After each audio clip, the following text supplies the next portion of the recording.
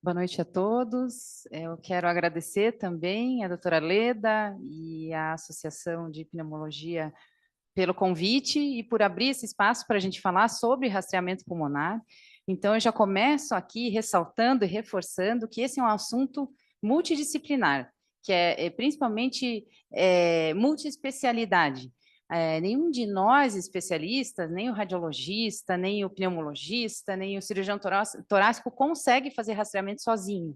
Então, a gente tem que realmente se unir, né, nesse assunto e começar a fazer o rastreamento como comunidade médica mesmo. E eu vou falar hoje para vocês dos pilares para o rastreamento, para como a gente fazer o rastreamento de uma forma organizada e que seja bastante benéfico para os pacientes. E junto com isso, eu vou mostrar, então, essa nossa parte da radiologia, como que a gente deixou pronto para que os médicos possam usar e possam começar a realmente fazer rastreamento do câncer de pulmão. Ano passado, 2023, foi um ano extremamente importante aqui no Brasil para o rastreamento do câncer de pulmão, que a gente viu que as sociedades realmente se reuniram para falar oficialmente, para criar oficialmente diretrizes no Brasil sobre o câncer de pulmão. Então, em junho, foi feita a apresentação do primeiro consenso brasileiro com as recomendações para o rastreamento do câncer de pulmão aqui no Brasil, e com muito orgulho, nosso querido Dr. Dante Squissato participou ativamente da realização desse documento, e depois, em novembro, as sociedades ainda se reuniram e fizeram o lançamento da Aliança Brasileira contra o Câncer de Pulmão, e esse ano ainda a gente vai ter o primeiro congresso brasileiro sobre câncer de pulmão. Então, o que acontece? Essa mobilização toda é porque realmente o câncer de pulmão é ainda o câncer que mais mata no mundo. Então, é bem interessante a gente notar, colocar as duas estatísticas aqui de incidência e de mortalidade. Na incidência, obviamente, o câncer de pulmão está junto com os mais incidentes, né? Então, ele briga aqui em primeiro lugar com mama, depois a gente tem aqui cólon retal, próstata, e o pulmão está aqui em segundo lugar, né? E quando a gente passa para a estatística da mortalidade mundial, vejam que ele vai lá para primeiro lugar e disparado dos outros. Ele mata muito. O câncer de pulmão é o que mais mata no mundo. E no Brasil, isso não é diferente. Quando a gente vê a estatística aqui de incidência do câncer de pulmão, está aqui entre os top 5. Então, para homem no terceiro lugar, para mulher em quarto lugar, e quando a gente passa para a estatística de mortalidade, ele também sobe na fila. Vai lá, disputa o primeiro lugar em homem junto com a próstata e passa para segundo lugar em mortalidade nas mulheres. Isso por quê? Porque a mortalidade do câncer está diretamente relacionada ao estágio da doença, ao diagnóstico. O problema é que a gente tem um tumor lá dentro da caixa torácica, que não é palpável, diferente, né, da mama, da próstata, do colo do útero, que você faz um exame especular e vê o câncer. Aqui a gente tem um tumor que está num órgão que não tem dor, causa sintomas inespecíficos que a maioria dos pacientes já tem sintomas semelhantes, e causa um atraso no diagnóstico. No geral, a doença vai estar localmente avançada ou metastática no diagnóstico e a gente vai ter uma alta mortalidade. Então, hoje, sem o rastreamento, a gente tem que apenas 15% dos cânceres de pulmão são diagnosticados no estágio 1, potencialmente curável. E a nossa sobrevida global em 5 anos é de apenas 20%. Além disso, a gente tem que lembrar que a nossa ferramenta de conseguir ver esse câncer iniciando, que é a tomografia computadorizada, ela veio há muito pouco tempo também. Até os anos 70 e 80, a gente tinha uma frustração muito grande com relação à detecção precoce de câncer de pulmão, porque o que a gente tinha era exame de escarro e radiografia do tórax. Tiveram alguns trabalhos na tentativa de fazer rastreamento com esses métodos, mas nenhum foi benéfico nesse sentido. Então, se a gente for ver, a tomografia começou em 73, mas a tomografia que me permitiu fazer um exame de pulmão com paciente em apneia e com qualidade técnica possível para a gente detectar pequenos nódulos e com baixa dose de radiação foi aqui, ó, no final da década de 90, quando a gente teve os equipamentos multislice. Então, a nossa ferramenta também veio muito recente para a gente poder fazer rastreamento do câncer de pulmão. Então, aqui nos anos 90, isso aqui foi o marco da introdução da tomografia para rastreamento do câncer de pulmão. Em 92, a doutora Cláudia Henschke fez um cálculo matemático e conseguiu convencer o Instituto Nacional do Câncer a fornecer para ela um patrocínio para ela fazer um estudo bem simples, que foi um estudo de braço único. Ela pegou 1.000 participantes, ela fez tomografia e raio-x em todos esses pacientes, e ela comparou daí a frequência e a natureza dos nódulos nesses pacientes. Nesse trabalho, ela já viu que a tomografia detectou 4 vezes mais câncer que o raio-x, e que 23 dos 27 cânceres de pulmão detectados na TC estavam em estágio 1. Então, a grande maioria, e desses em estágio 1, apenas 4 tinham sido identificados no raio-x. Então, com esse trabalho simples, relativamente, ela conseguiu fazer uma afirmação de que há um aumento na detecção de pequenos nódulos e de câncer de pulmão em estágio inicial usando tomografia computadorizada. E daí foi publicado aqui em 99 no Lancet, e foi assim revolucionário quando ela publicou, e daí veio realmente toda a atenção para fazer trabalhos mais robustos, randomizados, para realmente avaliar a tomografia computadorizada para fazer rastreamento do câncer de pulmão. E daí foi assim, então, que conseguiu-se nos Estados Unidos fundos para fazer esse grande estudo randomizado com mais de 50.000 pacientes, que foi publicado em 2011, que foi o NLST, que conseguiu provar que a realização de tomografia computadorizada periódica em pacientes de alto risco reduz a mortalidade em 20%, a mortalidade por câncer de pulmão em 20%, e ainda teve um resultado benéfico de redução de mortalidade geral em 6,7%. Junto e concomitante com esse, mas que foi publicado alguns anos depois, também na Europa, fizeram um grande trabalho randomizado, que foi o Nelson, o estudo belgo-holandês, que também teve um resultado muito parecido de redução em 24% da mortalidade por câncer de pulmão usando tomografia computadorizada. Então, agora, a gente tem embasamento teórico muito forte para poder recomendar oficialmente a utilização de rastreamento de câncer de pulmão com tomografia. Depois daqueles, e junto com eles, existe uma série, aqui tem só alguns, uma série de trabalhos avaliando tomografia computadorizada para a detecção precoce de câncer de pulmão, e todos eles mostram que a detecção é muito maior de câncer em estágio 1, aquela que a gente viu lá no começo, que era 15% sem o rastreamento. Com o rastreamento aumenta muito a detecção de câncer em estágio precoce. Depois, lá de 2011, do NLST, várias associações, entidades médicas, principalmente nos Estados Unidos, começaram a recomendar oficialmente a utilização de tomografia computadorizada. Depois, vários outros países, hoje, em todos os continentes, os países recomendam a realização de rastreamento pulmonar com tomografia. Nos Estados Unidos, tem mais de 2.000 centros de rastreamento. Já existem até selos de qualificação, tanto do ACR quanto da Lung Cancer Alliance. Já existem centros de registros dos dados desses pacientes. Então, existe, assim, muito rastreamento pulmonar sendo feito com tomografia computadorizada já.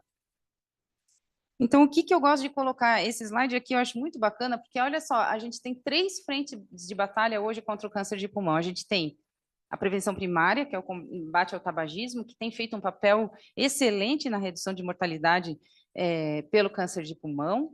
A gente teve, nos últimos anos, um avanço terapêutico muito grande na cirurgia, nos medicamentos, na radioterapia, que permitem que o paciente com diagnóstico de câncer de pulmão tenha uma sobrevida bem maior do que tinha antes. E agora a gente tem essa ferramenta, que é a tomografia computadorizada, que pode detectar precoce e reduz muito a mortalidade pelo câncer de pulmão. Então, a gente tem que usar todas elas hoje, não pode deixar de usar nenhuma. Então, agora falando especificamente dos pilares. Quando a gente vai estudar como fazer rastreamento do câncer, qual que é a melhor forma?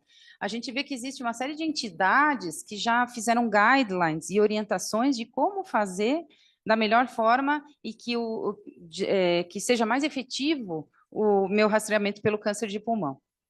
Então, eles colocam assim esse termo aqui de Screening Pathway, que são pilares para a criação de um programa de rastreamento responsável, eficaz e eficiente. Eu coloquei 5 aqui, tem alguns deles que colocam mais até pilares, mas eu acho que na nossa realidade aqui, esses são os 5 principais para a gente entender. Eu vou falar um pouquinho agora de cada um deles.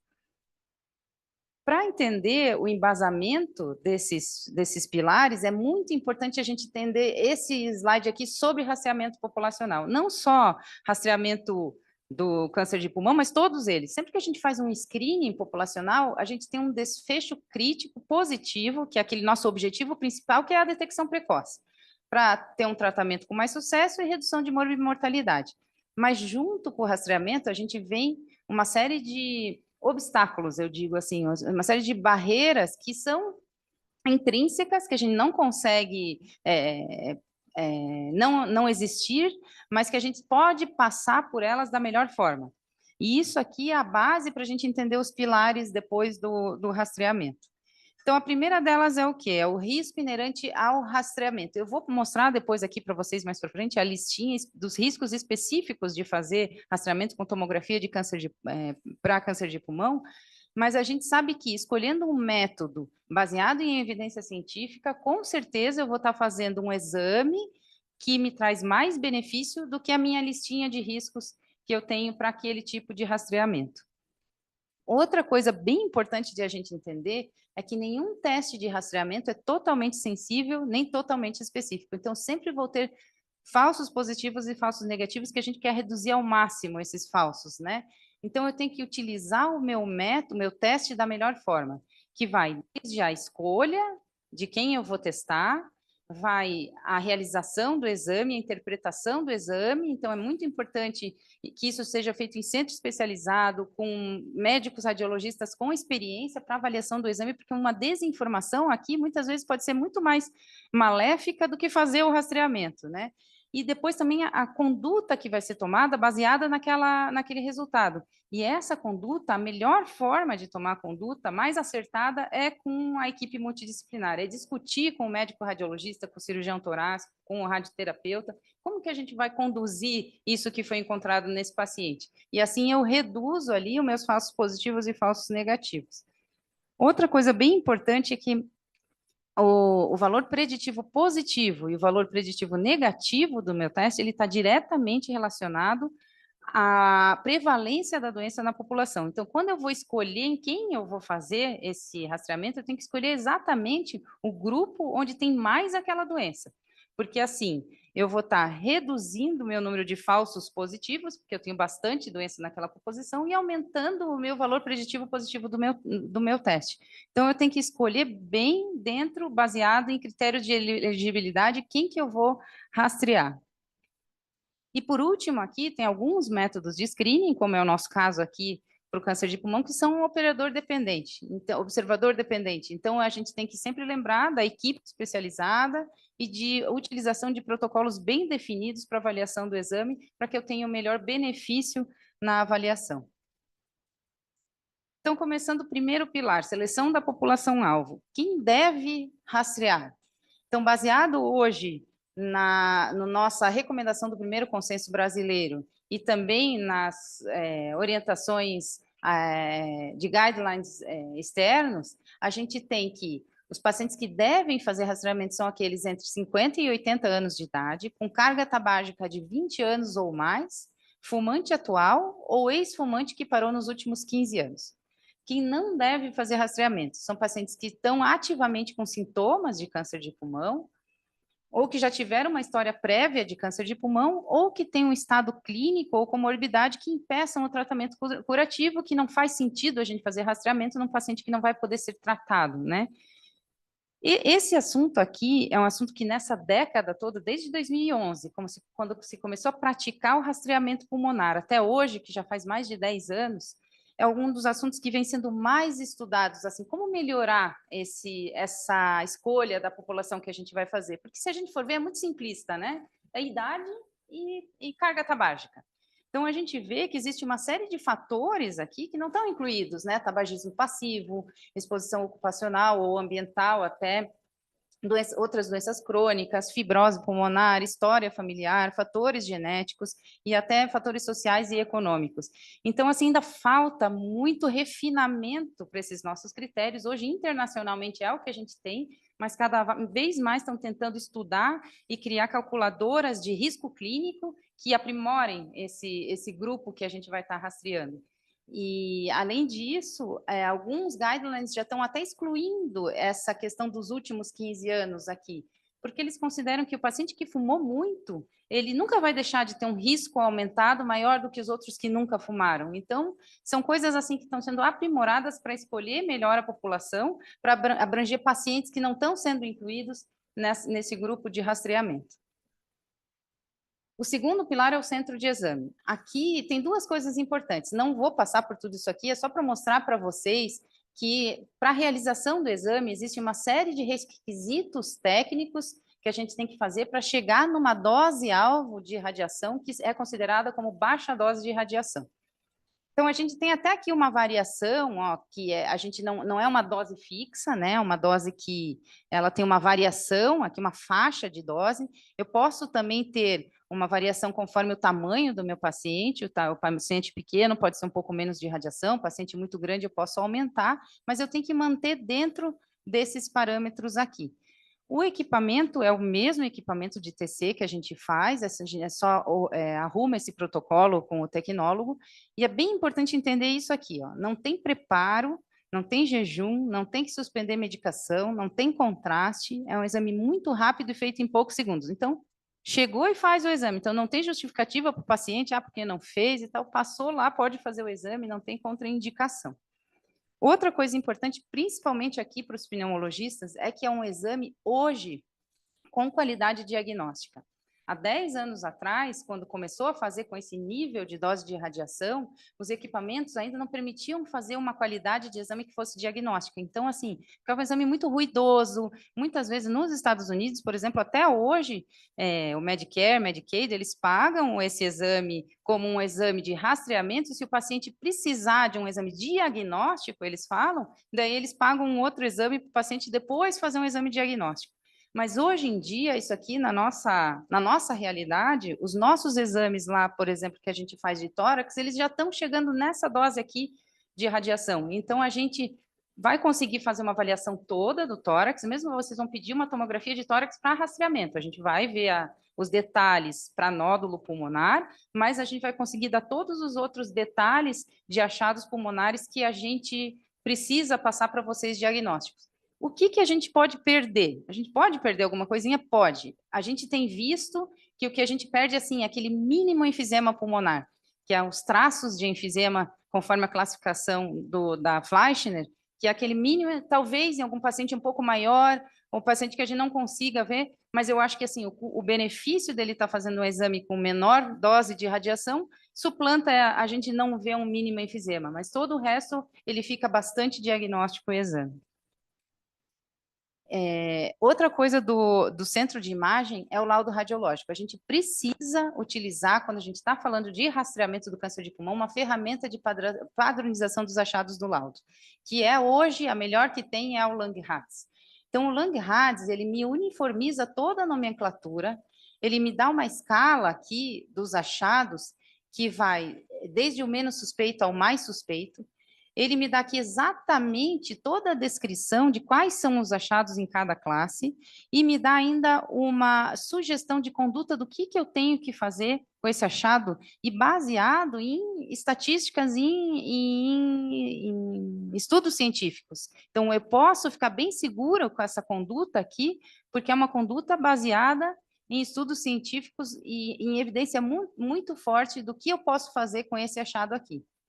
Então, quando eu uso uma ferramenta dessa, eu vou poder ter validação interna e externa, vou minimizar as incertezas e variações na avaliação e manejo dos nódulos, e eu reduzo também minha taxa de falsos positivos. Então, é super importante, no laudo do paciente que faz rastreamento, incluir a classificação e recomendação individual e anexar a tabela Langerhans para ficar mais fácil para o médico que recebe ver a classificação e saber do que está se tratando e por que é aquela classificação. Além disso, no laudo é importante a gente colocar as doses de radiação e os achados incidentais. Também é importante a gente reportar e sempre tentar se basear já em guidelines, que também sugerem a conduta para aquele achado incidental. Então, essas duas coisas importantes com relação ao centro de imagem. O outro pilar é a aquisição e armazenamento de dados. Sempre que a gente fala de rastreamento do câncer de pulmão organizado, é fundamental a gente ter um registro de dados do paciente testado.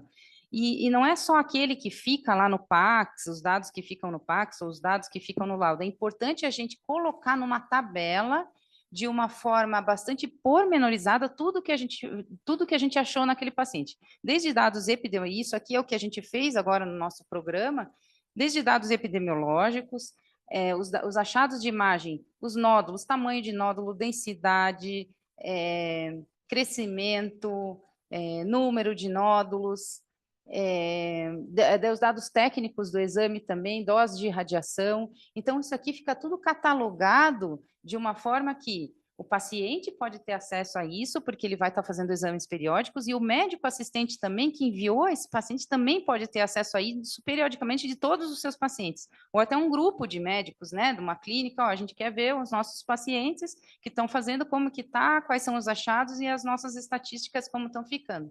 Então, isso, além de criar dados estatísticos para a gente, eles geram dados para fazer controle de qualidade, monitoramento e avaliação do programa. A gente está chegando aos resultados que realmente tem na literatura, a gente está fazendo bem, a gente está conduzindo bem os nossos pacientes, e isso aqui é muito bacana, é extremamente importante a gente considerar o registro dos dados. Com relação à navegação, é muito falado em navegação no paciente oncológico e hoje no paciente que faz rastreamento. A navegação é uma profissional ou uma equipe de profissionais que guiam o paciente em todas as etapas do sistema. Então, assim, é como que um caminho exclusivo para o paciente dentro do rastreamento. Então, o paciente não vai entrar e só fazer um exame e ir embora.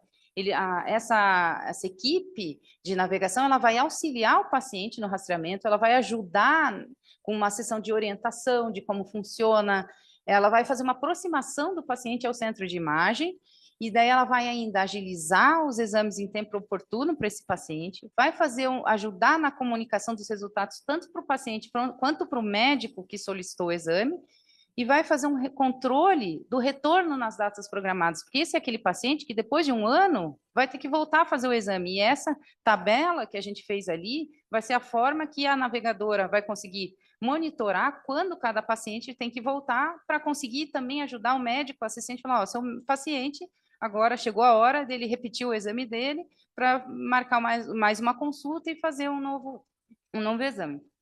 Então, a navegação ajuda muito no acesso e na permanência do paciente nos exames periódicos. E, por fim, o último pilar que eu acho bem importante colocar é a equipe multidisciplinar. Então, eu achei bem bacana que no último statement da Sociedade Europeia de Pneumo e de Radiologia, eles colocaram assim, que o pneumologista e o médico radiologista são protagonistas no rastreamento do câncer de pulmão. Por quê? Porque o médico, o pneumologista, é ele que vai escolher aqui quem são as pessoas elegíveis para fazer, quem são aqueles pacientes que vão se beneficiar, né, do rastreamento, vão fazer um processo de tomada de decisão compartilhada com o paciente, por explicar para ele sobre o rastreamento do câncer de pulmão, vão orientar sobre cessação de tabagismo e também fazer todo o controle evolutivo desse paciente durante todos os exames que ele fizer. O radiologista, ele vai ser aquele que vai estar comprometido em fazer um exame com qualidade de imagem e dose mínima, leitura padronizada, definição dos achados conforme a nossa ferramenta Langhans, e vai ajudar nessa realização de registro e catálogo dos pacientes. Então, é super importante esse vai e vem aqui, com a ajuda da navegadora, para que possa ser feito o rastreamento de forma multidisciplinar. Essa daqui é a listinha que eu falei para vocês, e é super importante que o clínico, o pneumologista, ou quem quiser escolher os pacientes para fazer rastreamento, entendam quais são os riscos. A nossa principal preocupação no rastreamento do câncer de pulmão são os exames falsos positivos. Por quê? Diferente da mama e da próstata, uma biópsia pulmonar, ela pode ter muito mais risco do que fazer uma biópsia de mama, uma biópsia de próstata. As complicações são muito maiores. Então, a gente quer reduzir ao máximo os falsos positivos. Hoje, com o guideline que a gente tem hoje, diferente do NLST, no primeiro estudo americano, o ponto de corte para nódulo positivo era 4 milímetros. Então, acima de 4 milímetros já era positivo. Então, o número de falsos positivos foi muito grande naquela época. Então, já se mudou hoje, teste positivo é aquele que tem nódulo acima de 6 milímetros, então o número de falsos positivos numa tomografia já reduziu muito, considerando que só acima de 6 vão ser nódulos positivos. E, além disso, a taxa de falsos positivos chega em torno de 10%, mas a maioria desses falsos positivos vão ser aquele Langerhans 3, que é aquele paciente que tem um nódulo entre 6 e 8 milímetros, que é provavelmente benigno, e ele só vai precisar fazer um exame a mais. Em vez de ele fazer em 1 ano, ele vai fazer em 6 meses. Então, não vai gerar nenhum procedimento. Daí, uma minoria desses falsos positivos é que vão ser os exames que realmente vão gerar algum procedimento e a chance de complicação é bastante rara. Então, com relação aos falsos positivos, a gente tem que pensar isso. É pouco, existe, mas que a chance de complicação também é bem pouca relacionada aos procedimentos que seguem. Exposição à radiação ionizante. Hoje, a dose de radiação que a gente usa para fazer tomografia computadorizada é muito baixa. Os cálculos de possíveis danos a um paciente pela radiação são extremamente teóricos, são extrapolações de outras exposições muito maiores. Então, assim, não existe nenhum trabalho que comprove que um tipo de radiação médica nesse nível realmente cause uma doença no paciente. Então, a radiação é muito baixa mesmo. Existe também o que se chama de sobrediagnóstico. A gente acaba agora fazendo diagnóstico de neoplasias que talvez nunca se tornariam clinicamente significativas para o paciente, e a gente acaba tratando um câncer de pulmão que não seria a causa da morte do paciente. Existe o sobrediagnóstico, é muito difícil, as estatísticas são muito variáveis, porque é muito difícil calcular sobre diagnóstico, tem que ter um tempo muito longo, um prazo muito longo de acompanhamento para você conseguir diferenciar o que é sobre diagnóstico mesmo, mas existe e a gente acaba tendo isso no rastreamento do câncer de pulmão também. Com relação aos achados incidentais, a gente vai acabar achando outras coisas além dos nódulos que a gente procura para câncer de pulmão.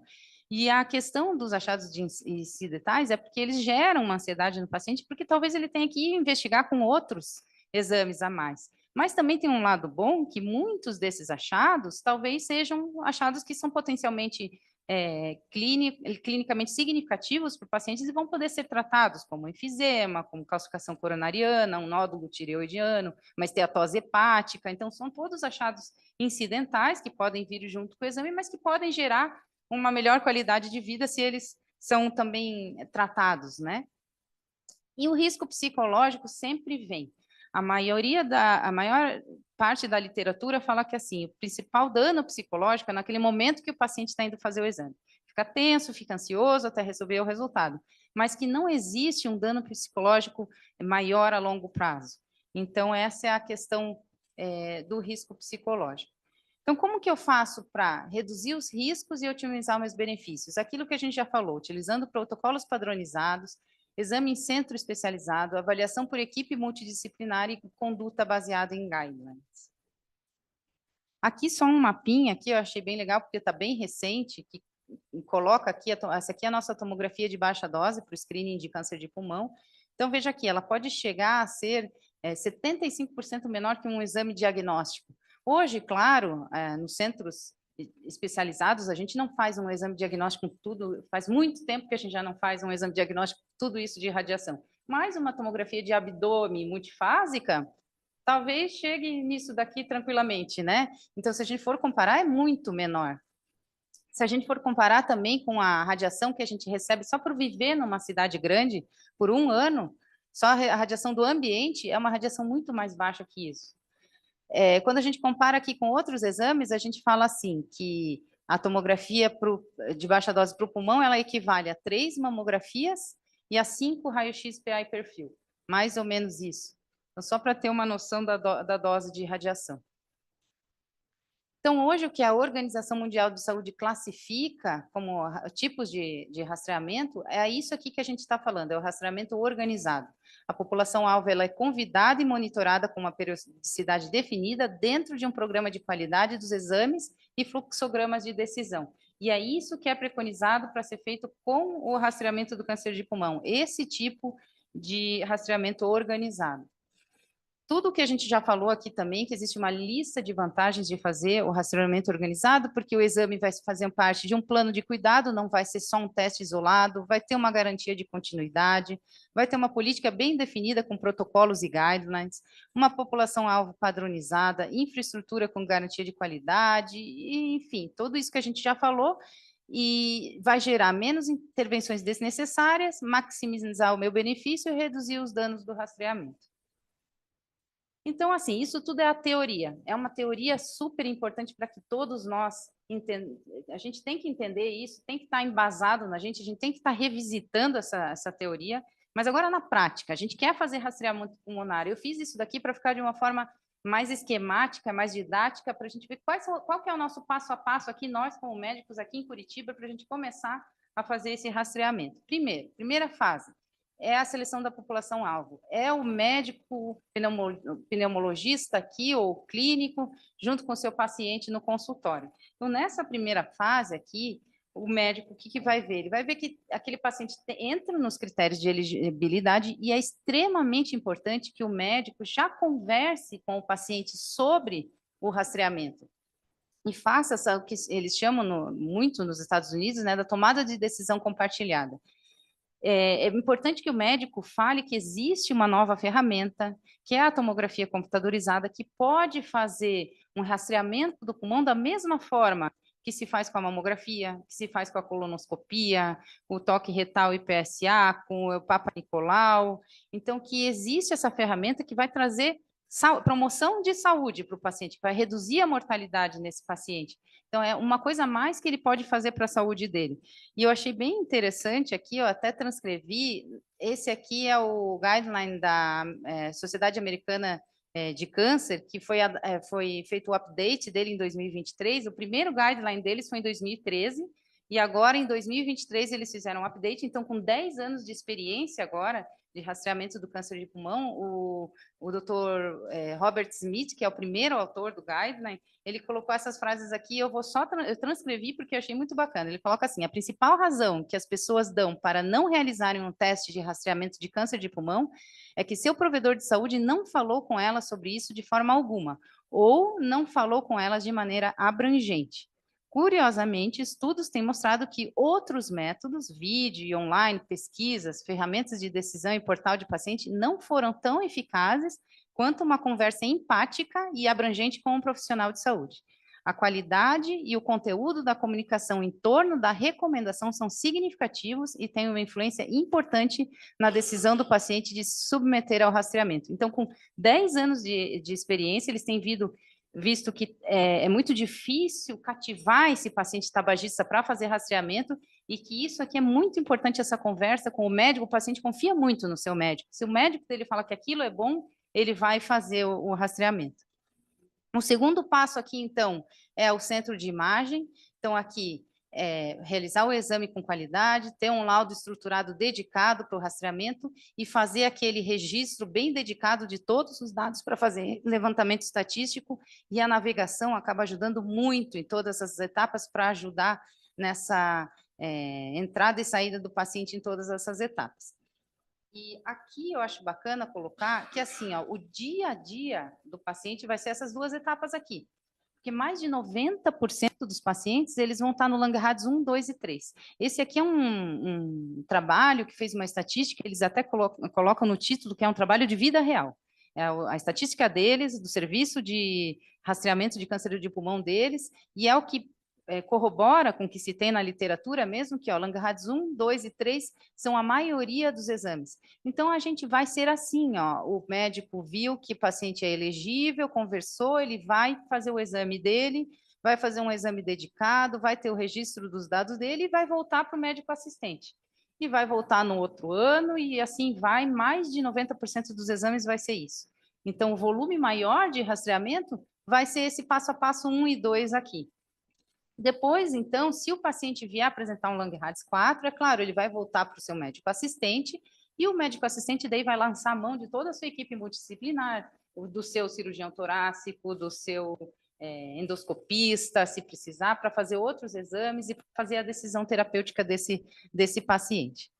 E o que a gente fez, então, no DAP, foi organizar estruturada essa parte aqui, do centro de imagem, da aquisição e armazenamento de dados e da navegação. Então, o nosso programa Check-up Pulmonar está com isso prontinho, para quem quiser, quem tiver paciente já para fazer rastreamento, possa fazer de uma forma bastante segura, com exames de qualidade, com laudo estruturado e com essa troca que a gente tem já, dessa proximidade que a gente tem entre a radiologia torácica e os médicos pneumologistas, para que o paciente possa fazer um rastreamento bem cuidadoso e bem benéfico, maximizando realmente os benefícios do rastreamento. Então, essa aqui, nossa equipe, né, doutor Dante, o doutor Dani, a doutora Carolina, doutor Christian, a Marley é a nossa coordenadora de navegação, ela é uma pessoa ótima, super bacana, acho que vocês vão ter cada vez mais contato com ela, e ela ajuda muito os pacientes, sabe, e os médicos, e esse aqui é o nosso assessor de marketing, que está fazendo toda essa, agora, comunicação para a educação da população também. Então, concluindo aqui, existe uma evidência científica muito forte hoje, com mais de 10 anos de experiência prática em rastreamento do câncer de pulmão. Nós podemos e devemos fazer rastreamento com segurança. O rastreamento pulmonar salva vidas, reduz mortalidade por câncer de pulmão. O rastreamento organizado, baseado em pilares fortes, garante que o benefício do rastreamento é maior que o risco. E o registro de dados de forma sistemática e completa permite avaliação estatística e controle de qualidade. Aqui, aqueles pilares que eu mostrei para vocês. E terminando aqui nossos contatos, quem precisar mandar e-mail lá, esse e-mail vai direto para a Marley tira todas as dúvidas. Aqui é o telefone do canal médico, acho que muitos de vocês já têm direto o telefone do canal médico, as meninas também estão bem orientadas lá para ajudar, para enviar os pacientes, então é isso.